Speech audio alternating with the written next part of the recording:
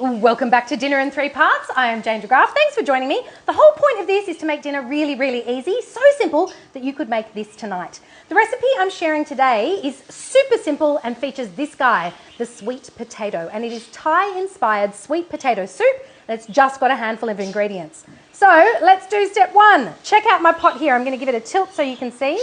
In the pot, I've got 3 large sweet potatoes, all chopped up, and I've just been browning them off a little bit in some olive oil. The rest is really simple. To that, I'm going to add a tablespoon of Panang Thai curry paste. In that goes. Just use a brand that you particularly like. Give it a good mix around so that it coats all the sweet potato. Woo-hoo-hoo. As soon as the spices hit the pan, the whole kitchen is going to smell absolutely amazing. Now, the other secret ingredient that goes in here is some apples, and this adds to the sweetness of the sweet potato. This soup is something that the family and the kids will absolutely love. So in go 2 chopped up apples. I never even bother taking the skin off. It just adds to the beautiful fibre that's in there because this soup is really, really good for you.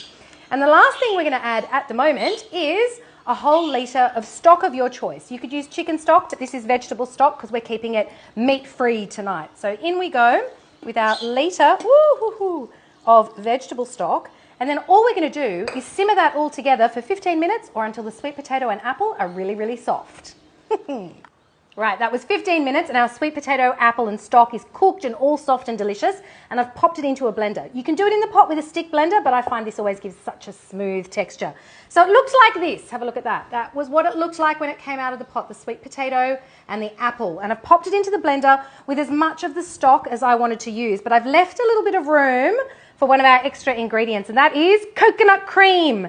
So this is absolutely essential to the final flavour of the soup. So put in a whole lot of coconut cream. 1 tin is good.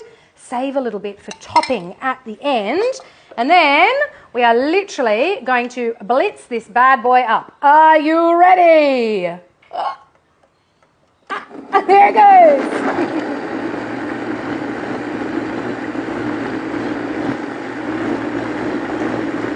There we go, it's blitzed up and we're ready for part 3 of our dinner in 3 parts. Oh, look at this. This is our beautiful sweet potato Panang Thai inspired soup. If you could smell that, it is absolutely sensational.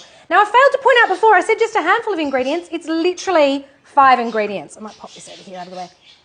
And so delicious. 5 ingredients, 20 minutes and dinner is on the table. The last thing I always like to do, because I'm nothing if not over the top, is finish it with a little bit of garnish. So that's just some of the coconut milk that I've put aside before. So drizzle a little bit of that on top. And I've got a little bit of coriander. Don't come at me if you're a coriander hater. If you don't like coriander, just leave it out. But I think it finishes this dish absolutely beautifully. There it is. Dinner in 3 parts. Thai-inspired Panang sweet potato soup. So good for you. So delicious. Thanks for joining me. And I will see you next time.